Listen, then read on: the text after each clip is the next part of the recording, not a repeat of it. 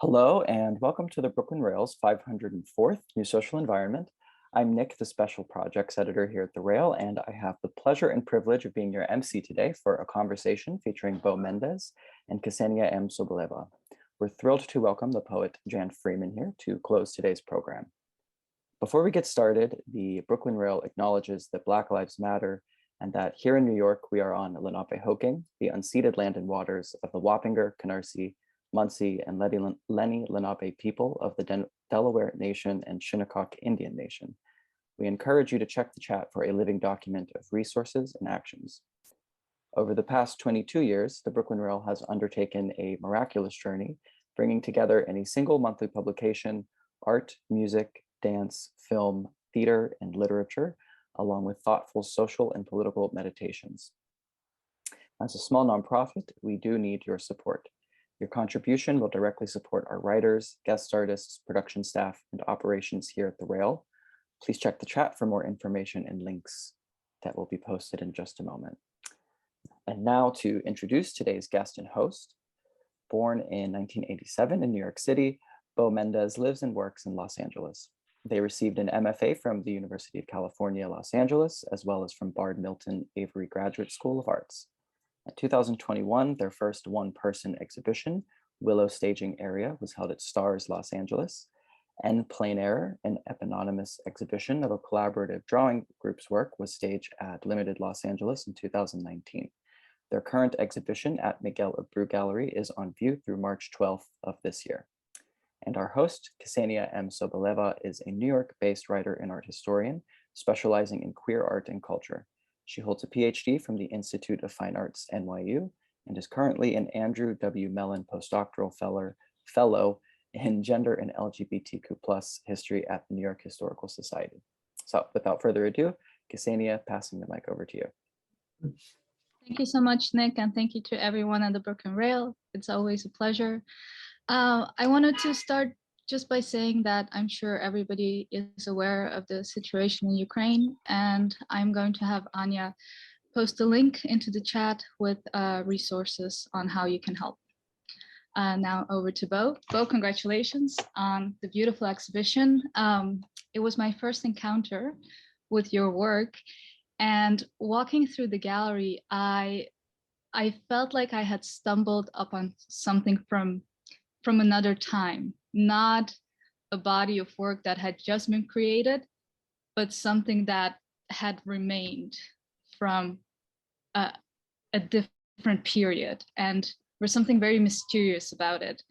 The works it's almost like the works aren't made through a process of adding, but more of removing and scratching off and rubbing away. So I'm wondering if you could, I'd love to hear you speak more about your practice at large and how this exhibition came to be. And I'm also very curious about the title, Capital Reef. Yeah, so hello, welcome, thank you. I think that this idea of, I relate a lot to what you're saying about, I'm interested in creating a body of work that in some way feels, or I feel like my work in some way feels anachronistic, but I want the period of time to, it's almost a period of time that like has never existed or, you know, didn't quite exist in the past. So it's sort of that in some way it feels both like historical or referring to some past period, but one that, you know, sort of evades memory or isn't, you know, has never really come into being. As far as the title of the show, Capital Reef, that comes from the name of the national park in Utah, Capitol Reef, where a lot of the work was at least initially begun. I first encountered the park driving back from upstate New York, back to Los Angeles this past summer. And initially I was just drawn to the name of the place as well. It's called Capital Reef because early Mormon settlers to the area identified a like shape within the rocks, a sandstone shape that reminded them of Capitol Hill. And so it was like seeing a version of Capitol Hill in God's landscape, so to speak, which I thought was very sort of particular, had resonances with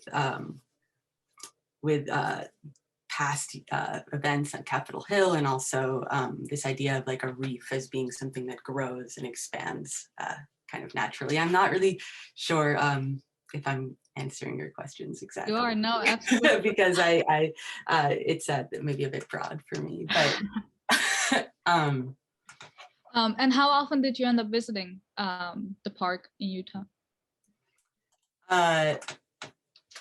So I went back to this particular park about 4 times while making this work. A lot of the work is, you know, so I was also struck by this sort of shape of these, within these stones, this kind of column shape that kept reappearing, or these like kind of cathedrals in the rocks. And I had had an experience, I mean, it's kind of I feel like my work kind of snakes around like different landscapes, different spaces, and different ideas. And it's kind of this expanding and contracting web, if you will. So I could kind of trail off on this other, you know, journey, which might be interesting for people, where the work originally began outside of Frederick Church's home, like in Olana in upstate New York, where I was staying this past summer. And while finishing this degree at Bard, and I was staying partially at the zoo, partially and then partially like in this farm on the base of Olana. And I kind of constructed these spaces to sort of inform the work that I would be making.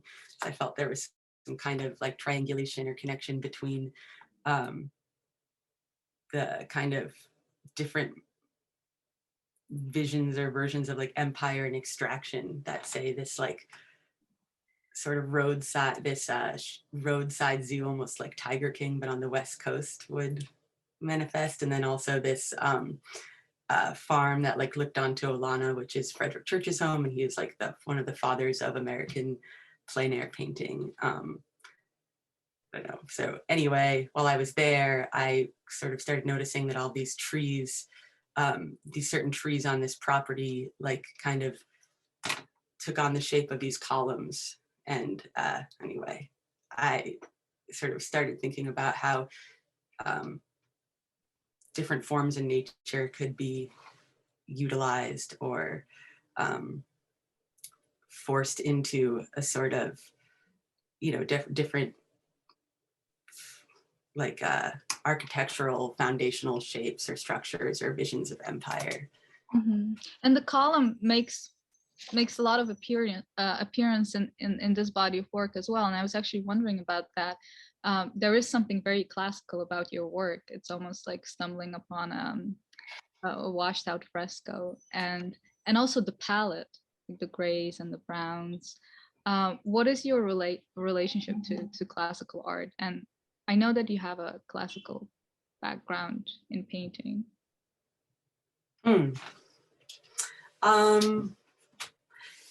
Yeah, I think that, I mean, as far as a classical background in painting, is more simply that like I studied at the Art Students League briefly in my early 20s, which is sort of more of like a French academy, I guess, like approach to drawing. I think that my interest in these columns and in these forms is more almost like the fluidity between forms found in nature, forms found in remnant architectural remains, in these aren't columns that have actually existed. They're sort of kind of amalgamate shapes. And also I, you know, sort of started seeing like people or, you know, in this image in particular, for example, there's this like head emerging from the capital of the column, which sort of also seems to be consumed in smoke. And then this painting is repeated again in like this, let's see, in slide number 5, for example, if you wanted to go to it, you know, we have like the same column, but kind of moving in closer, and there's this like sort of head kind of paradilic form that's emerging within the top of the Capitol, but sort of seems to be subsumed in smoke. And I'm thinking of a lot of different like associations, right? Like a column of fire, biblical kind of imagery comes to mind for me. The kind of imposition of classical orders, the kind of way that this like lower form starts to almost feel like teeth. So it's sort of like these like it's both like very much about the subject matter and not, right? There's this like negation where it's kind of, yeah, I don't know. Yeah, and there is a relationship between your use of figuration, and then there are works that are completely abstract, and also some of the works are made of wood, and they have like a relief. Maybe we can look at one of those. What is the relationship between, because you consider the woodworks as paintings, right? So what is the relationship between these different surfaces? Because you work with wood, you work on wood, on panel, on linen, on muslin. And then there's the one sculpture, which I'm very curious about. I'd love to hear you talk about that as well, which is titled Dog Coffin. Right, and that's the only piece in the show that has a title. Yeah. I mean, surface is like, to me, you know, I don't really make a distinction in a way between the painting and the surface. They're sort of, they come up together. They're one in a sense.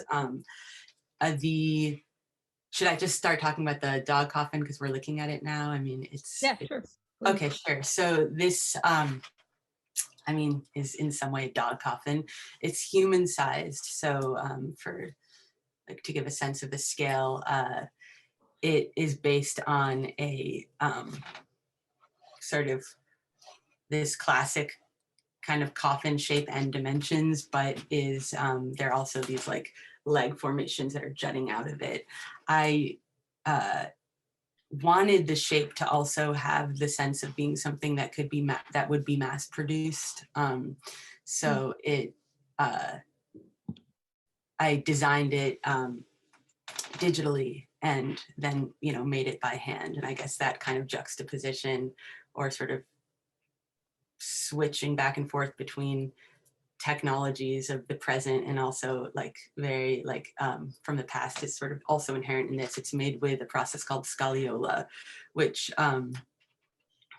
is a faux marbling technique that's very labor intensive and no longer really utilized, but I guess like in Baroque cathedrals throughout Europe, like a lot of this really colorful marble work is actually made with plaster.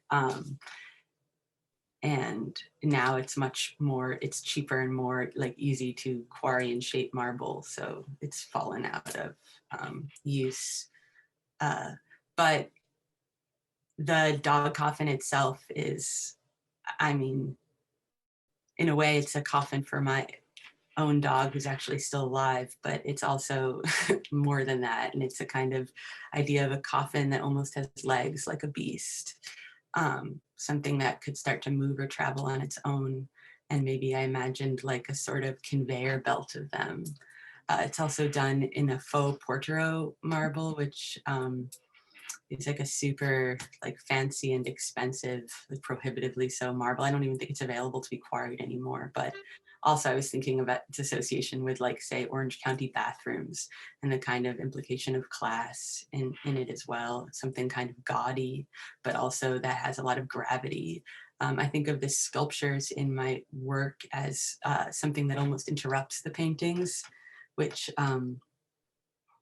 like sort of, yes, it's, you know, sort of interrupts the like empathy of the work in a way, kind of like where it sort of, and then also it was originally conceived of as almost as a bench or a seat within a gallery space. I was actually wondering if I could sit on it. Yeah, so I mean, you kind of can. It's just that, like, maybe it's also this sculpture had another life where it was finished with Formica, which I removed, and so I'm interested in kind of like, almost redressing it, which I did here. And when it was covered in Formica, it was much sturdier, or just like less precious of a surface. Mm-hmm. But this kind of faux finish that's also so real almost is a space that I'm interested in. There's a lot more I could say about the process, but maybe we don't. Yeah, no, I have a question going off of that. Because this idea of this work appearing in a different iteration, it relates to, you instead of an artist statement, you have a text for a play, and you're very interested in that sort of format of a play text. And in a way, you think of your works as a cast of characters, right? So how do you navigate which characters appear in which scenes together, both in your plays and as tangible works of art? Yeah, I mean, it's funny, like in the first time that this piece was shown, like, because it was carried into the gallery, right, like by pallbearers, essentially. That was when it was covered in Formica and wasn't hundreds of pounds. But so I like the idea of, or I guess I'm interested in a way, I feel like all the work I make is basically one large body of work, in which the individual works can be marshaled into different relations with each other, and in doing that, like, kind of form alternative narratives or relations or conversations with each other. But I don't feel like the identity of any, like, let's say if we're using the analogy of like a play, and a cast of characters, in my cast of characters, like the identity of individual identities are sort of malleable or interchangeable. So it's not arbitrary, but it's like you might have the dog and then the dog coffin, but they're sort of, they can switch places, or a bird and a messenger, or yeah. But in terms also of talking about monument and monumentality, of course, like this is a monument, right? And it's like, what is it a monument for, and that's kind of where this idea of, like, say when we started the conversation with, like, you're saying that you almost feel like the work it is like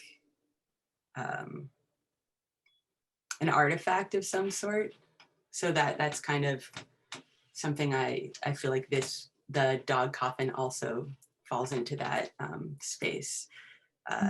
And then, there are birds in this in this show as well, at least one, and I like birds kind of are kind of messenger as well, and this is almost like a really heavy bird.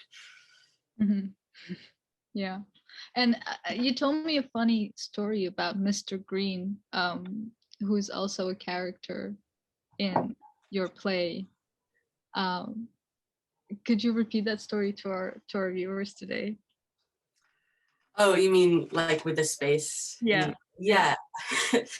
Yeah, so I feel like I'm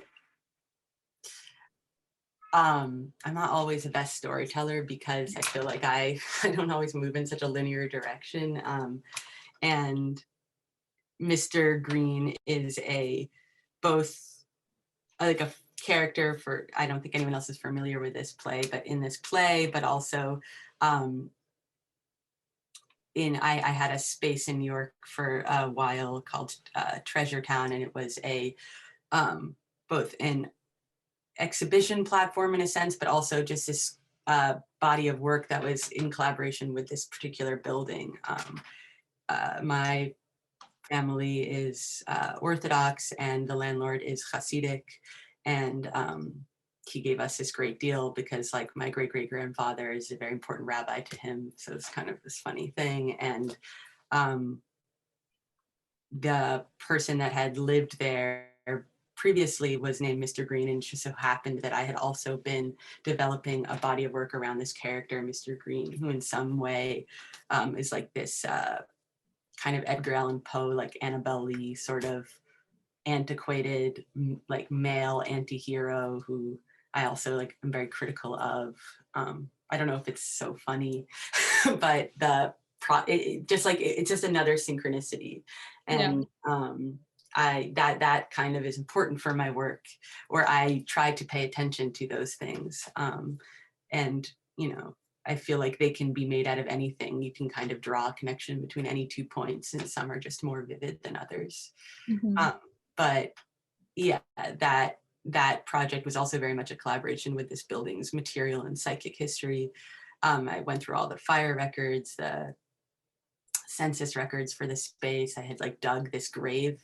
I guess here we are with a coffin. So I dug like a grave that was also a pool. You know, it never was filled with water, so it remained more the status of a grave in the yard. And as I was digging, I would find like sort of an old rubber car that was probably belonged to the boy that lived in the building from 1930 that I found in the fire wreck. You know, so there's always this like, it's this like reef or web, and maybe that brings us back around to the title of Capital Reef. Yeah, exactly. It's so fascinating. There are all these characters that pop up across different temporalities and parts of your life, and and I would love to talk about religion as well, and maybe connect it to queer and trans identity as well, and really this you know, this in-between space that your work inhabits. Like it's between figuration and abstraction. It's between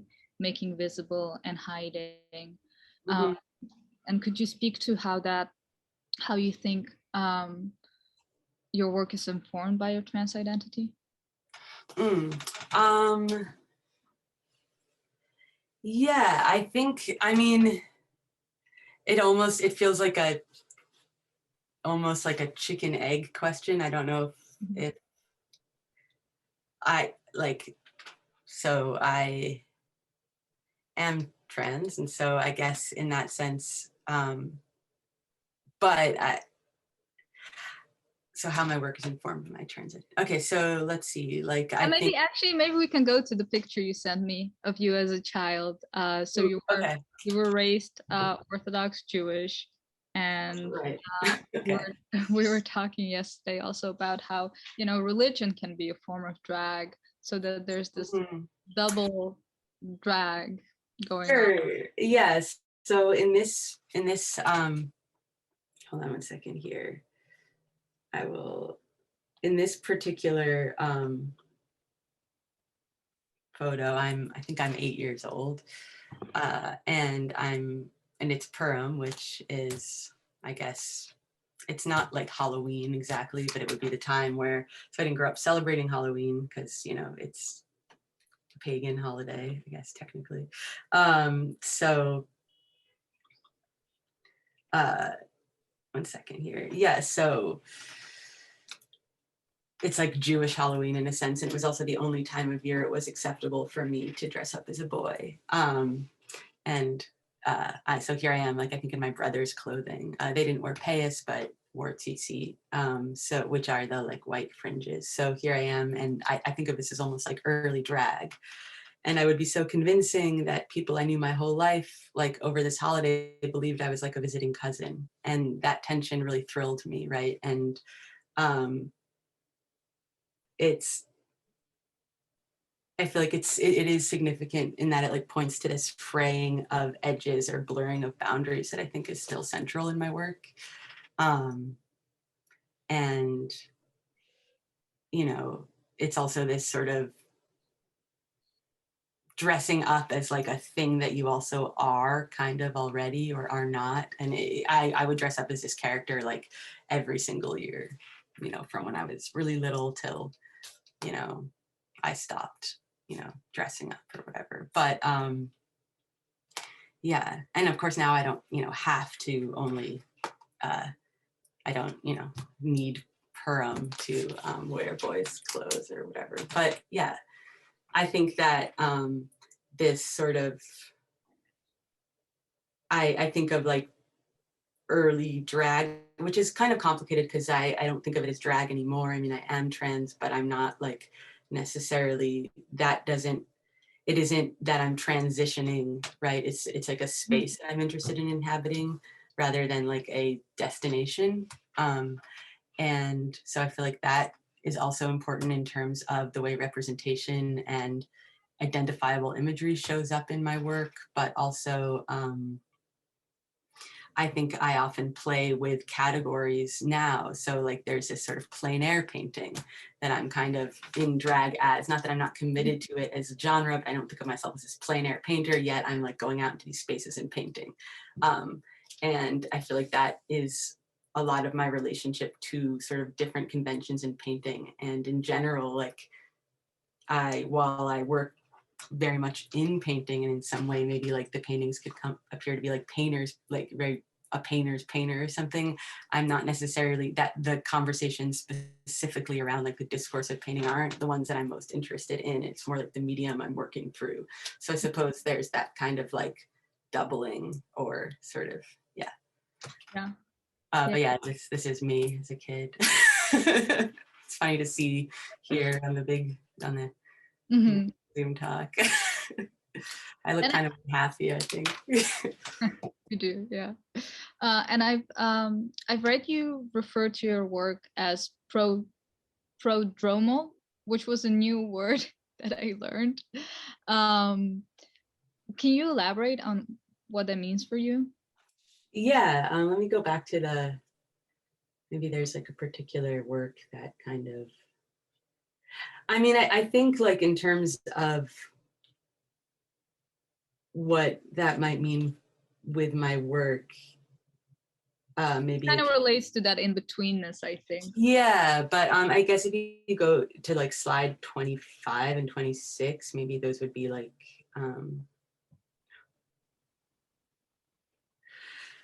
or maybe the next one, because you can see, so this is a wood piece. It looks a little blurry for some reason on, maybe that's just my Is that's the one that kind of comes off the wall? Yeah. Yeah, so yeah, so it's kind of pushing out against itself, right? It's milled on a CNC to be to have this bulge within it. But when you look at it straight on, like in the slide right before this, it just appears to be a rectangle. And this painting is based on a clump of trees in upstate New York around the Hudson River, and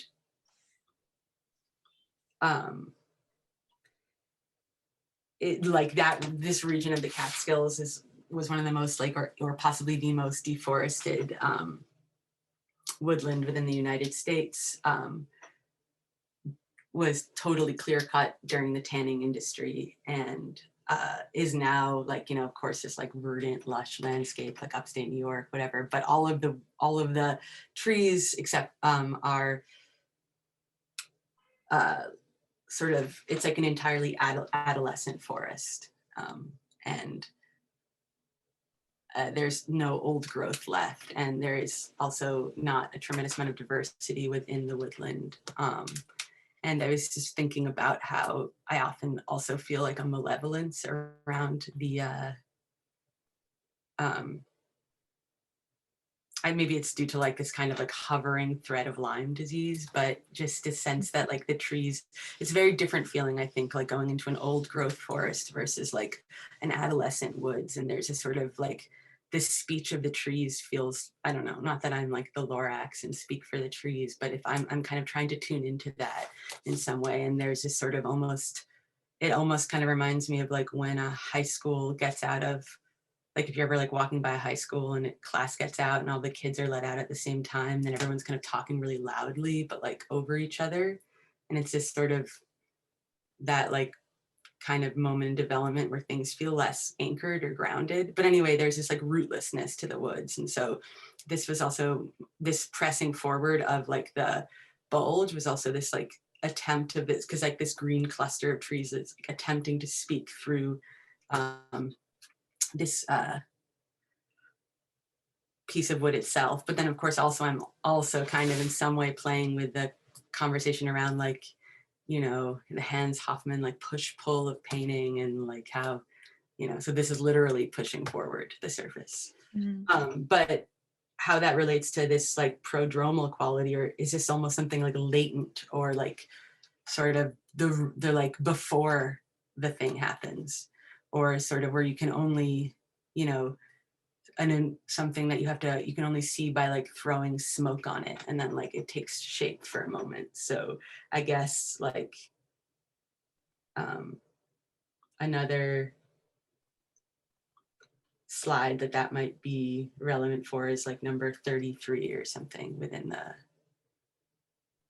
talk, which is painting or drawing in some sense of this like cluster of intersection of tree and rock within actually within an old growth forest, which sometimes like when I'm working in this way, I almost become like scared, like, you know, you get so immersed in the sort of, it's powerful to, I don't know, it just, there's like a lot of speech in within the rocks and the trees, and you sort of, it can be almost like overwhelming. So I remember I was painting this and I almost sort of started getting like, it felt like a very, the place I was painting was like almost like a lightning rod energetically. And I like was, you know, so rushing back to my car, and I had like crossed a little riverbed when I was to get to this spot, and I dropped the painting in the water.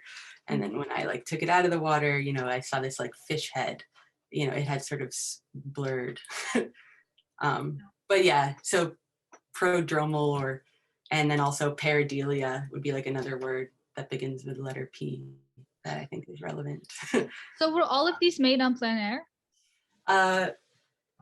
No, no, but and then they're like begun that way, and then I work on them again in the studio often. But I mean, I could go through and tell you what was and what wasn't. But maybe like, yeah. I love this ghostly quality of the work, and it makes me think of queer history as well, and ancestry, and sort of, you know, how so much of what we do does sort of feel like chasing ghosts and trying to obtain materials from archives that are washed out and have been dropped in water, and, you know, this like pursuit of something that you know, has been made to disappear. Totally. Was in danger of disappearing. Yeah. Mm-hmm. And sometimes like I don't know until after, like it's sort of like, you know, like why does a cat stare at a wall? It's maybe because it hears something inside of it, like a mouse or something. But I often ask myself, like, why am I staring at this thing? And like there's something there.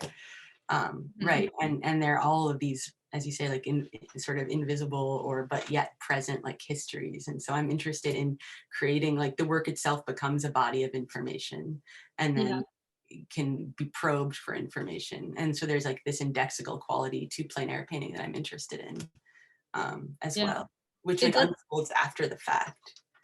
Yeah, it's like you said, it doesn't represent, it really, the work is that.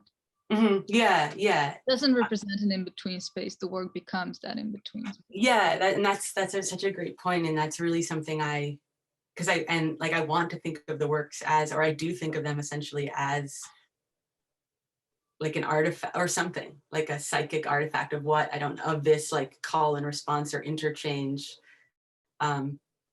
between myself, between the place, between like whatever is happening around it, and then it like, my hope is that it starts to have a speech that it produces. Yeah. I think Barth said, "What is alive cannot signify," but it might have been Benjamin. And I'm just thinking of that quote because it is like your work has to inhabit this ghostly space that is not fully in the realm of the living in order to signify something beyond the realm.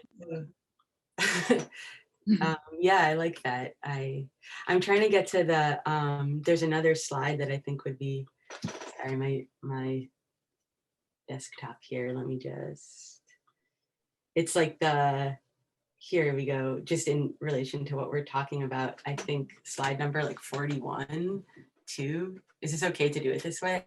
I feel like this was a good system. Yeah, no, it's great for me. Yeah, but I think this is like this was a really explicit example of, so I'm painting in Capitol Reef, and I was alone there for about a week, and it can be, it's sort of strange to be, I like had sort of gone far out into this particular cluster of rocks, and I was kind of keeping my paintings, my materials in this like kind of, I found a little like kind of alcove area, and I would leave them there and kind of hide them and then come back in the day, and maybe some animals had messed with them a little bit. But I was painting this rock formation, and suddenly it felt like the 10 Commandments or something like emerged unintentionally. Yeah, like scrolls. Yeah, and these scrolls and the rocks, and I had, as I mentioned, or we spoke about yesterday a little bit, but been thinking about so I have like not really revisited this Orthodox upbringing and the yeshiva I sort of left that very much behind, but I've recently been sort of thinking more about my relationship to representation through the lens of like a sort of ambivalence towards representation in terms of like Jewish thought, and then like text as taking the text itself as becoming the space of like aesthetic representation within Judaica, if you will. And like I'm having these thoughts, and then this like sort of hilarious like then the painting like suddenly becomes this like 10 Commandments, and I'm like, I have to stop representing, but not that I'm like religious in that sense at all, but It makes me think of that scene from The Power of the Dog. Right, I haven't seen it. I know I really should. You keep telling me. So, but yeah, then there's this upside down column in between the two, in between these two columns or pillars, but which is yet another way in which they're like this conspiracy of shapes that you sort of like kind of keeps materializing. But it isn't like all that different from, say, if you're like how like let's say you decided that you need a new pair of boots. This happened to me all the time when I was living in New York, and then suddenly on the train, all I would see are boots, and I'm like looking at everyone's boots and being like, oh.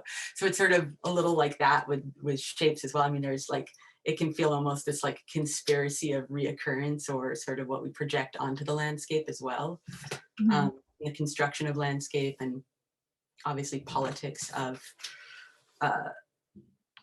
landscape, but also you sort of also see what you look for. Yeah, and you will things into existence. Yeah, exactly. And like, yeah, thought has a shape. Yeah. And I mean, like, I sort of botched the story at the beginning of the conversation because I was a little bit nervous about the Zoom-ness of it all. But when I was in upstate New York, like living at the base of Olana, which is like Frederick Church's home, and it's like this ode to empire and colonialism, right? Like the collection of, sort of artifacts from his various travels in his house. I don't know if people have visited it, but then I was walking in the woods, and I like followed this trail of old growth trees from amidst the like kind of adolescent undergrowth and brush that I'm describing. And it like out of the woods materialized this like colonial style sanatorium from the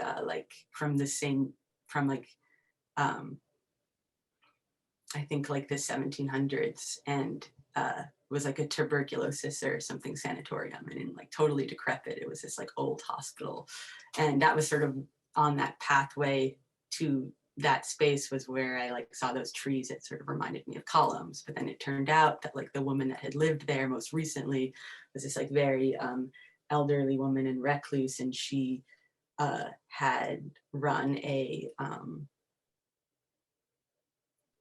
like travel agency, and all of the paperwork from this travel agency was like located in this barn, like a few, like buried in the woods, a few acres from the house. And it was like, it just felt like, you know, there I am thinking about what like Frederick Church's like, and that the project of Hudson River School sort of meant and means. And then there's this like buried sanatorium with like an archive of a travel agency, you know, whose route, like, which specialized in like a transatlantic cruise ship, you know, and so it's like there's whatever. But of course, these are also stories and histories embedded within place. But then, and then this one particular tree on that like pathway, which is in our slideshow. Let's see, image number 20. I don't know if you want to go to it, but you know, it sort of felt like it had this like Corinthian column like bulge in the center of it. Mm-hmm. Which then like became more explicit in another painting, slide number 44.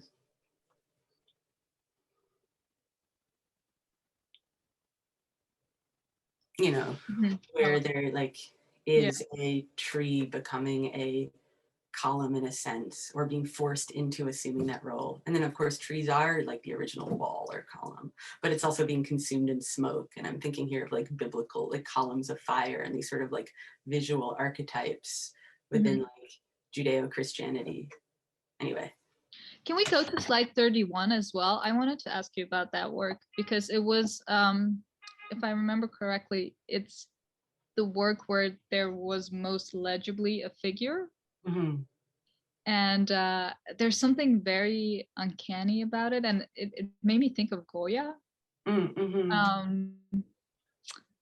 I don't know if we can go to it. Anya, slide 31. And it's like a figure almost carrying. I think Anya, I'm going to quickly bring that up for you, just a moment. Okay, no worries. Yeah, I think she might have lost connection. Okay. But yeah, it's Samson. Oh yeah. Mm-hmm. So it's sort of based on, you know, Samson mm-hmm. Tearing down the columns or pillars in the temple, and so it's a painting of him in some sense. But I also kind of was thinking of the column as also this very like kind of almost phallus, and then his like it's like does he have a very like what are his genitals exactly? It's like either like sort of ambiguous to me. It's either like very large phallus or none at all. And he is also kind of this like human, but also non-human or almost animal-like. And it like, I was trying to think of like, yeah, just almost. Anyway, that is based on that's like the most, I think, yeah, like the most directly human or representational, but also it relates to two other paintings, one of this ape that was living in the zoo that I was staying in briefly, and is it like confusing? The slide after this actually is also there. Almost is a ghostly presence on the and that is like I think this was my favorite work in the show. Oh, thanks. It is from the San Diego Zoo, and it is like a image of a monkey but upside down, so it like appears to be standing on its arms, but it's like man-like or monkey-like. And then the painting number 36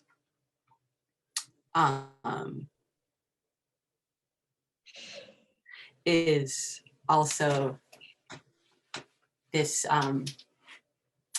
painting that I made of this baboon. So this zoo is incredibly sad, and it's like a sort of roadside zoo that's now defunct. That like it's basically like a sort of Tiger King like place. It kind of comes out of like the sort of roadside zoos that used to populate like upstate New York area. But it so this baboon is like entirely alone in this cage, and I was just staying there through like some sort of Airbnb situation. But I ended up leaving, and I sort of wanted to, zoos are really hard spaces to be in, but I kind of thought I should maybe go to the source of the flame, if you will, because it felt like, you know, there was something about like Bard, the zoo, like Olana, and these kind of like ways that they co-create each other, or at least reflect like sort of inherent structures within each other. It like, you know, so in the middle of upstate New York is like a tiger, a zebra, like, and this baboon and whatever. Anyway, so I sat in front of him for several hours, you know, just because also like it's a primate, right? And they need social exchange. And so not that I could offer that, but it was just almost very like sexualized experience for him, I think. But, or it was, you know, and it was kind of interesting, like this sort of like, because I was there for like 6 hours and then he like fell asleep and I made this drawing of him. But, you know, that also fed back into like the Samson painting and the other monkey baboon painting from San Diego Zoo. And then also there's one more image of Samson within the show. You know, and he had his long hair that was cut off and he was like, you know, emasculated or whatever, but image number 42 is Samson and the lion. So, but like the lion and Samson are contained within the form of like a column, which is also a tree, and which is also in some way a scroll, right? But he's like pulling open the mouth of a lion that comes from this story from First Testament, but it's like also almost smoky or consumed in that way. And then like this tree is the same as the tree in painting number 30, and in, you know, but like Samson and the lion are within the like central area right here. And then like the side of this tree is becoming like a scroll, and I'm thinking of rocks and scrolls. So I'm just like trying to point out this web. It's like really truly like a web of thought. Yeah. And we sort of, yeah. Your work is so dense, and it's like the actual works are only one aspect of your practice, you know.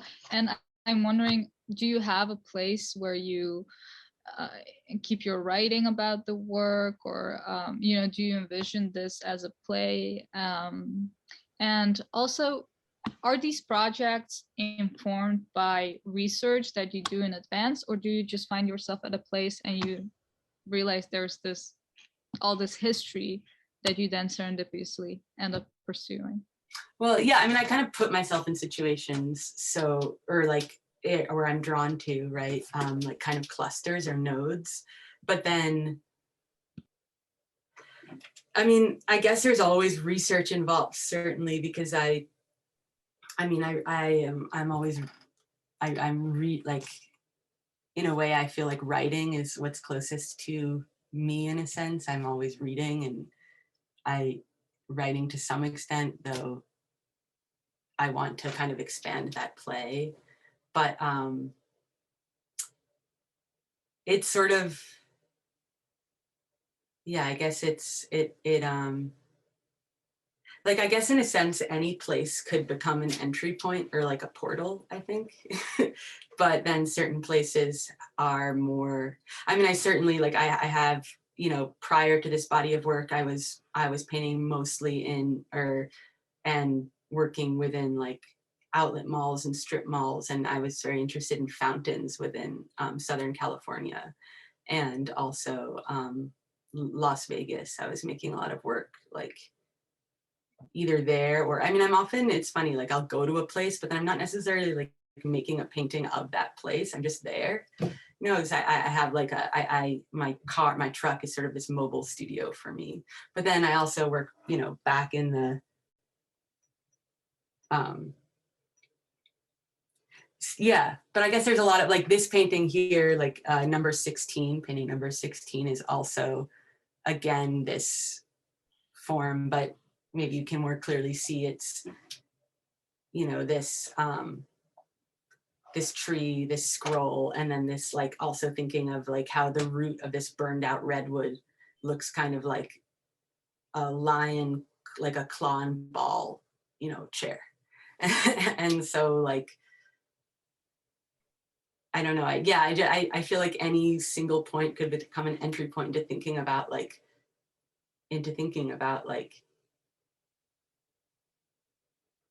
class and its signifiers, and sort of histories of like empire and violence, and then also beauty and like whatever and especially I think so. Yeah, any place holds history. Yeah, and then like I'm interested in these archetypes too. So of course the lion interests me because of like lion and lamb, and like also just architecturally like a lion head. Yeah. I have these drawings of like a lamb and lion. I think they're like slides 52 and 53, which are also like sort of part of this larger body of work, but are at least the next one, 53, is. Yeah, these aren't in the show though, right? They're not installed, but they are like part of the world of the show. Yeah. But this is like a lion that also is like a man in a way, and this kind of way of like how I think I was looking at Rubens, right? But kind of history within Western painting of how animals are painted, or how they become like placeholders for X, Y, Z, and also just like the simplicity of like that kind of dichotomy of predator prey, which is both like a kind of like has the structure of like a basic paradox, but is also more complicated.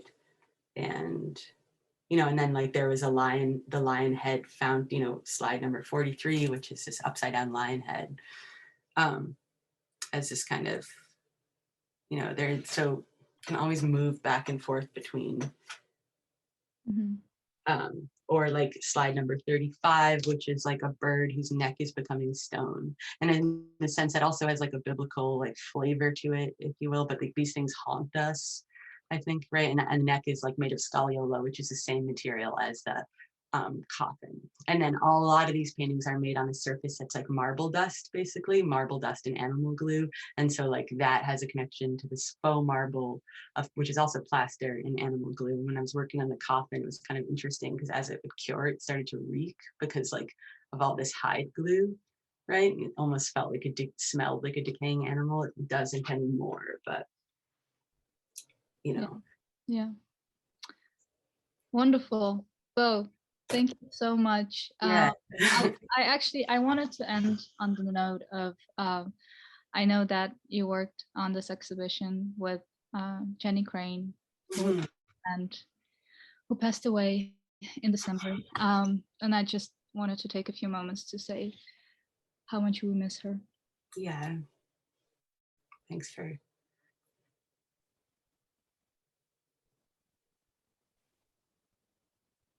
Okay, I think we can open it up to questions now. Wonderful. Well, thank you, Ksenia and Beaux, so much for this conversation. If I may, want to open sort of with a question of my own. I'm really intrigued by this play, The Vertical Search. I know you've kind of talked a little bit about it here, but I'm curious, Beaux, if you could kind of talk a little bit more about how this play, did it sort of precede this series of work? Did it inspire it? Is it like, how do you see it as a part of the series? Is it something that is connected to or kind of completely separate from? So I guess what I'm asking for is maybe just a little bit more information and how you see it in this overall series. Well, the play does feature it sort of is centered around Mr. Green digging a grave, and then there's like 3 acts. One is let me just open it up here. There's a section that is vertical. There's like you're right, there's 3 acts, and the first one is vertical, and then act 2 is horizontal, and then act 3 is diagonal. But vertical is like the digging of this grave, loosely speaking. The horizontal section is this like pallbearers bringing in this marble coffin, but the coffin is also speaking. And then the third one is this like diagonal space, which I mean, if wanted to bring it back to a kind of trans meaning, but I was thinking the diagonal space would be that space. It's all blurry in a sense that like I originally started thinking about the vertical search of Mr. Green years ago, before I moved into that home of Mr. Green, as it so happened. And I was thinking of the paintings I was making at the time as being this sort of novel made of paintings, and the vertical search of Mr. Green was like what they were, but that has changed over time. And they're just like, I think it's like a living, like in the same way that like I feel like this series is this distinct series, and also maybe the entire body of maybe all my work in a way will be like, it kind of all is the thing. So I guess the play also kind of developed, like I've been expanding it, and it so it doesn't it like precedes this body of work, but also like is like just another iteration of it, if you will. Yeah, I guess I was also thinking about narrative space, or like say, I think vertical meaning is a kind of like interiority or idea of interiority, like a Henry James kind of thing or something. And then horizontal space being a kind of more like, say, if you want to think of it as like where a map is made across a surface, and maybe like more of like a postmodern like way of thinking of narrative. Yeah. And I love the mention of Henry James, actually, so queer. Decent handle. Yeah. Yeah, so, right. Yeah, so that's kind of where I was, and I like the idea of like the digging and then the horizontal, the procession. Yeah, I feel like somehow now thinking of Henry James makes me understand the work better. That's funny. I mean, I'm not even, about this. I haven't even read him in such a long time, but I guess, yeah, like, but there is a sort of, yeah, it's funny. Well, thank you so much for that response, Beau. I am going to pass the mic now to our friend Lynn Crawford. Lynn, you should be able to turn your mic on now. Thank you. This has been just wonderful. I have so many thoughts buzzing in my head, but I'm going to focus on one thing. When you mentioned adolescent trees, what's so interesting about that is adolescence is almost always a temporary phase. And sometimes it grows into something really amazing that no one, including the individual who's the adolescent, ever dreamed would be possible. And sometimes it goes south, and sometimes, I mean, it's such a fluid, precarious moment. And I'm wondering if you also sense potential when you're in those adolescent woods, or if you look at them as sort of forever adolescent. Mm-hmm. Yeah, I mean, I don't know, I feel like it's almost, I almost feel it's kind of like audacious of me to be speaking as though I don't know, maybe they aren't that way, the trees. Like, oh no, but how you, yeah, totally, you make that really clear, but I mean, how you feel in those woods. Yeah, like no, of course there's potential. I mean, always, it's just time, right? Like, I think that, like,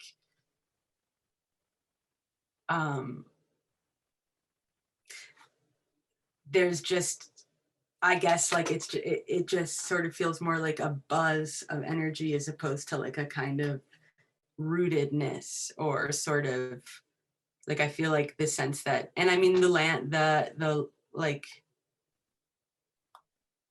the land itself carries memories too, and so it just,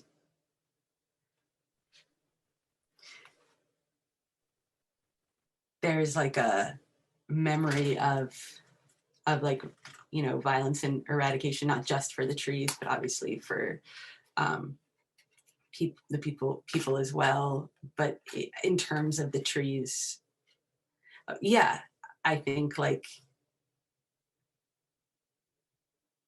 they're growing. So like they're gonna keep growing, and like, but like maybe they had to start from the beginning as opposed to like trees growing up with older trees around them. And you know, so hopefully that'll happen. And maybe they're having a lot of fun, you know, being adolescents all together. Such a fertile presentation. Thank you so much. Thank you. Yes, thank you, Lynn, for that question. Next, I'm going to pass the mic to our friend G.E. Schwartz. Thank you so much. I am so taken by this work in so many ways, and thinking of it as being almost like work of mysticism and magic, alchemical stuff and things like that, and even conjuring things like golems and things. But what I'm thinking of is overall kind of a way to think about it. With the paintings and the sculptures that you're working on, are you working to demarcate kind of accepted, already spiritually intentional crossings and blurrings and religious boundaries, and in so doing then helping to redefine what it means in order to accommodate ongoing experiences and commitments? And I'm thinking even of even that can all be boiled down to the simple phrase, dust to dust. Mm-hmm. I like that. Yeah. Dust to dust. Well, on the calendar, it's also coming up in 2 days of Ash Wednesday. So it's very amazing that you're here appearing here even on those scores. It's kind of all coming together in a strange way. Interesting. Mm-hmm. Yeah, I mean, so like there's I guess a trend, like growing up there, you know, it's like a rabbinical like saying that I always grew up with, which is like you carry, I mean, I don't know how to translate it exactly, but you carry, it's like in Yiddish, but you carry like a slip of paper in each pocket, and in one it says like I am but dust and ashes, and the other is like the world is created only for me or whatever, and you pull them out. You sound like you know what I'm talking about. But yeah, I don't know, I guess there's always that like it's all dust and then it's everything too, or not everything, but well, you're certainly raising it up and creating something and you know, intense with it. And you know, I like the idea of the golem though. Yeah. Oh, absolutely. There's conjuring going on here. I love it as far as I'm concerned. Thank you very much. Thank you. Thank you, GE. Thank you, Beau, for that note on conjuring. I'm going to pass the mic to my colleague, Ty Cooper now. Ty, you should be able to turn your mic on. Thanks, Nick. Hey, y'all. Thank you, Ksenia and Beau, for this conversation today. I was like tossing things that you were saying throughout into the chat because I was finding them really lovely. And I also just really like engaging with other people's queer childhoods. It feels really communal. But what I was thinking about was the way that you seem to synthesize place and literature and like other things into your work, and how that feels. I think that people approach that in really different ways. And I'm wondering, you said something about that you could be in a place and you could be making a work and you're not maybe exactly like making a work about the place, but you're just in it. And I was wondering if you could expand on that idea as it pertains to like both spaces and like things you might be reading and how that goes into your writing and your painting. Sorry, that's a lot. Yeah, I mean, maybe it's just what you said, like about making a painting that is about a place is maybe really different than just making something that emerges from a place or takes you directly to an experience of place or just an experience. So I think like that there's a lot more like happening in any given, let's say, like place than what I can see. But those things are also registering in me as information, or in all of us. But even if like I don't know, even if like I can't necessarily articulate it, or we haven't like, or I haven't invested the language to, or like we haven't invested language to articulate it. So I guess, yeah, like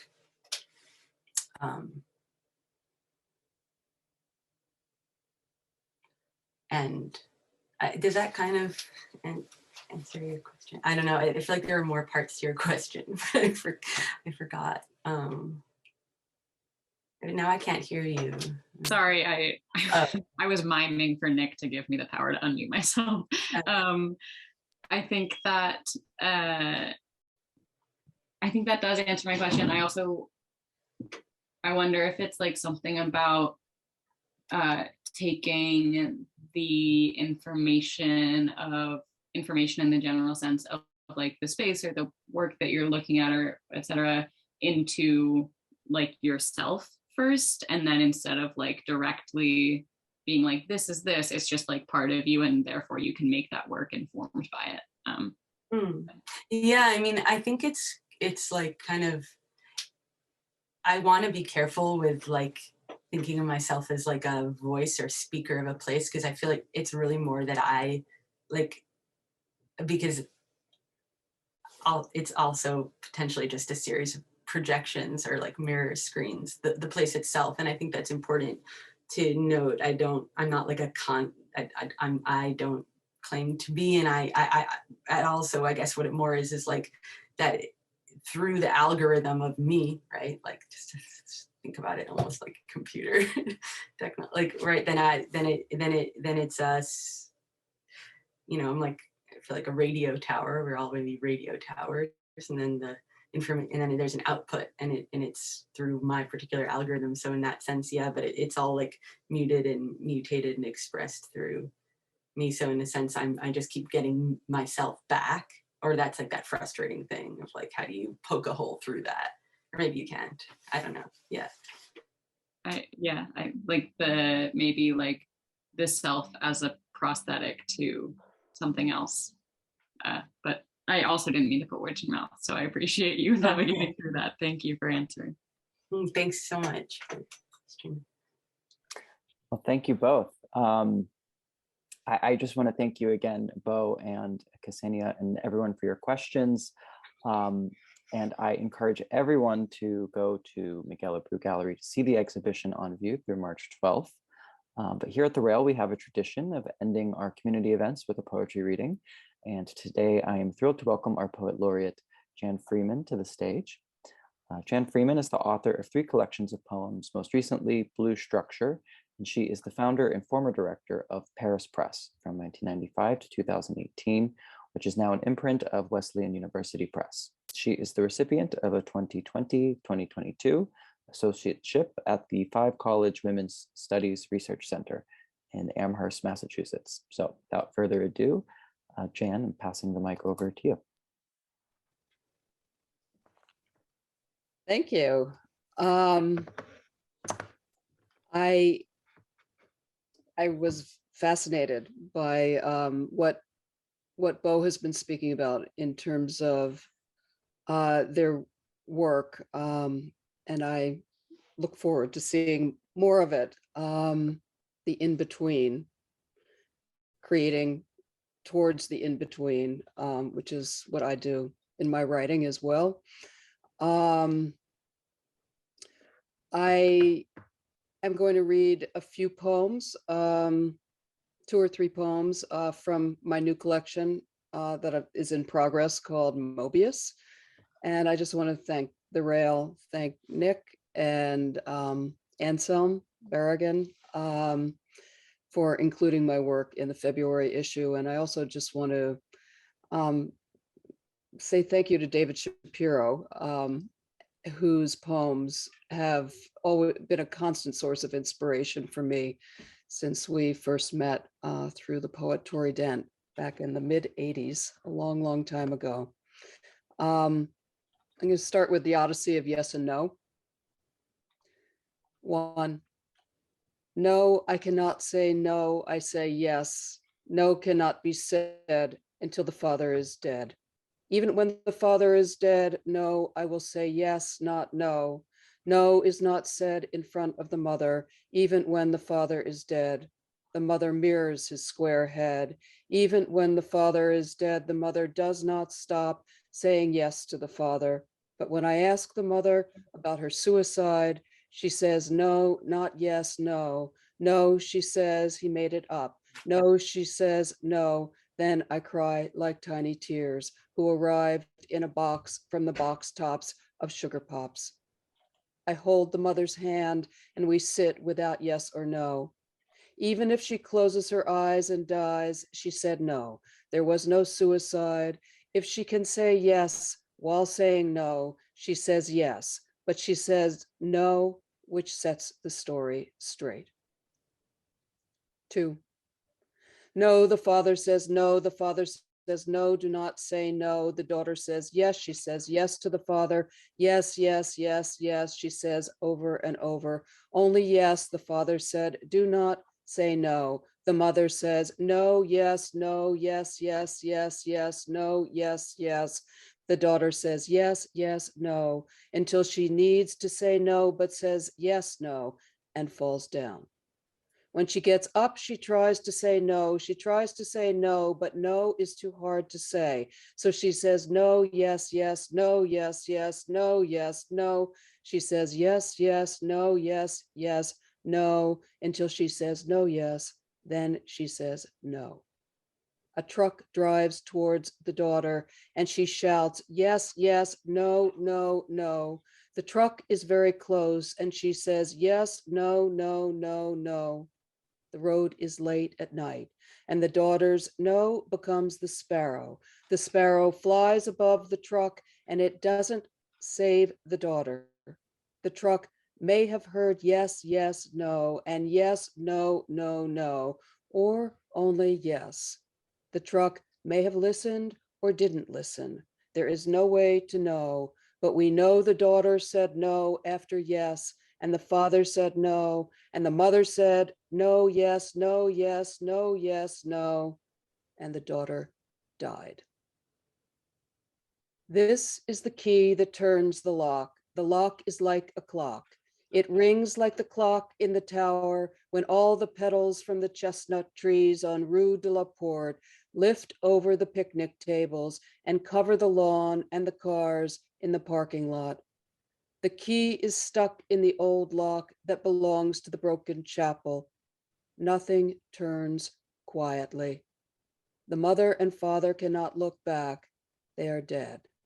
The daughter can spin like the petals of chestnut trees in a resurrection if the truck hears the daughter's no, no, no, no, or if there is no truck when the daughter says no. If the daughter says no and the father says no, you may not say no. And the mother says, no, there was no suicide. She says, his yes was no. No was never no, was yes. Then the daughter, over time, can rise.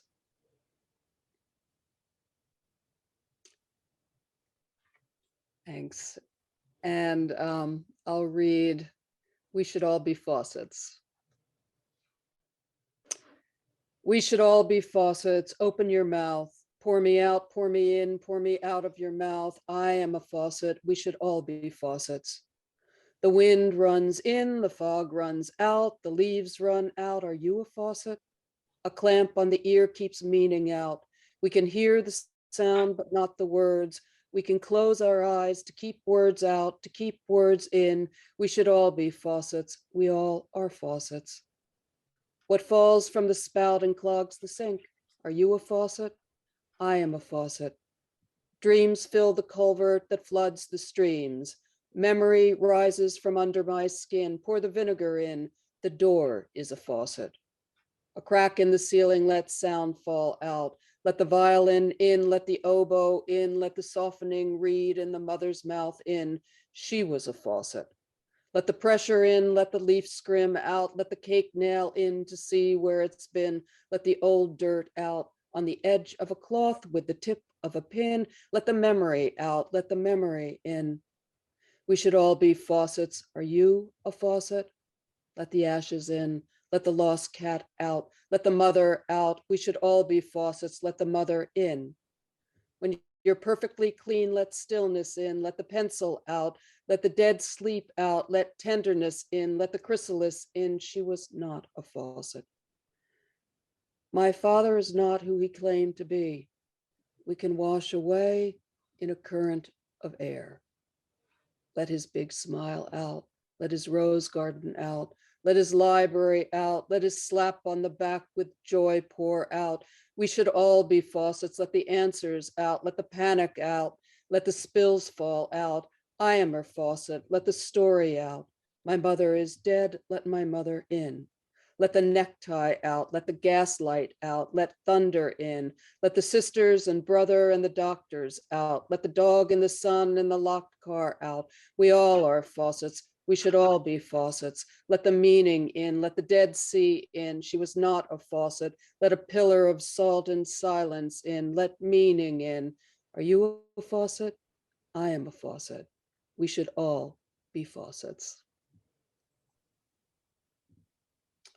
And I don't know if I have time to read one more poem, Prayer for the Lions, which I thought of when I heard Beaux speak about their work related to the lion. The lion haunts a lot of my work. Let sleeping lions lie, let them hang from the trees, let the gifts they brought us find strangers' hands, let them say thank you for the happiness they found in our homes. Let the lions rest, they are broken and sealed. Some grew up in the shadows of brick, some cut paths through the fields near their grasslands of their birth. Some found their way to new villages beside rivers, traveling above deep seas. Let sleeping lions know their brood. Let them dream of their young and protect them in dreams as they did not protect them in daylight and darkness. May they begin their journeys in death with humility, unlike the reins of their pride. In the journeys beyond death, may shame hold their legs with the fear they created and the blindness, through the desecration of bodies, the silence of mistrust, far from their swaggering ballast, their absence and assertion, their indelible roars.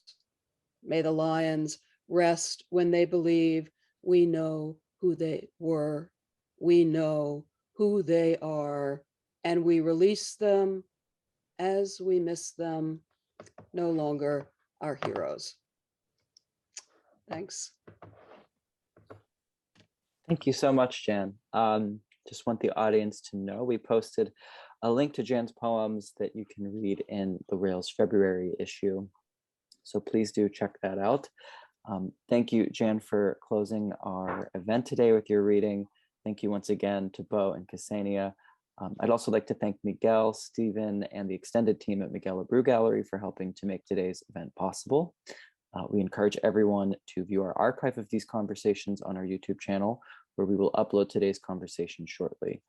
And join us tomorrow at 1 p.m. to celebrate the essays of Leo Steinberg, published by the University of Chicago Press, with a conversation featuring art historians Shawan Kanu, Christian Kleinbub, Maria Lowe, Sheila Schwartz, and Alexander Nagel. We will conclude with a poetry reading by Farid Matuk.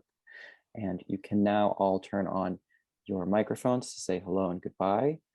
And thank you all for joining us today. Congratulations, Beaux. Thank you. Thank you all. Thank you. Congrats, Beaux. Thanks, Beaux. Thank Thanks, you. Ksenia. Thank you. Conversation. Beautiful reading, Jan. Beautiful. Really wonderful. Beautiful reading. Thank you, Thank Beaux. Thank you. Beautiful conversation. Thank Jan, you. Really love those Thank you, poems. Beaux. That was great.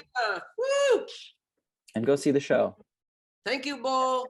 Thank you. so much. Thanks so much. Congratulations to the show, you guys. Congrats, Curation, and gotta go see the show. Yeah. Amazing show. And thank you for the reading, Jan. Oh, you're welcome. What a way to start Monday for the rest of the week to follow. Right. Yes, indeed. I feel super nurtured. Thank you. Absolutely. Which brings to mind, let's go to have lunch, shall we? Ah. Bye. Or Thank you both. breakfast for both. In touch. Yeah, thank you so very much. Thank Take you. care. Thank Stay safe, everyone. Congratulations Thank on the you. show. Go see the show, you guys. Okay. Take care, Yeah, everyone. no. Wonderful Bye. talk. Thank you, Nick. Thank you, everybody. Bye. Andrew. Thank you, you guys. Congrats. Bye. Until next time, Bye. everyone. Take Good care. next time. Bye Ciao. bye. Thank you.